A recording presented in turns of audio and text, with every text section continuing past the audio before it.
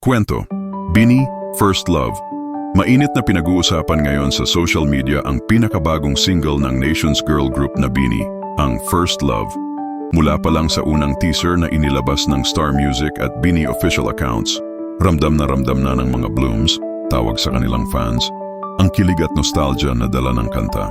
Sa maikling clip na kumalat sa TikTok at X, maririnig ang ilang linya mula sa chorus na may dreamy vibe, kasabay ng makulay at retro-inspired visuals.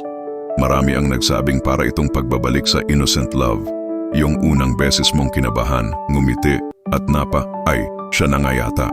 Sa mga behind-the-scenes post, makikitang masaya at kalmado ang Bini habang nag-e-ensayo. Pero halatang excited silang ibahagi ang bagong chapter ng kanilang music journey. Ayon sa grupo, ang First Love ay hindi lang tungkol sa romantic feelings, kundi pati sa pagbalik sa mga simpleng saya ng pagiging totoo sa sarili at sa nararamdaman.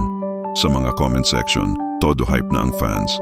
May gumagawa na ng fan edits, dance challenge at lyric breakdown bago pa man lumabas ang full MV. Sabi nga ng isang fan, wala talagang pahinga ang Bini, bawat kanta, panibagong era, panibagong kilig.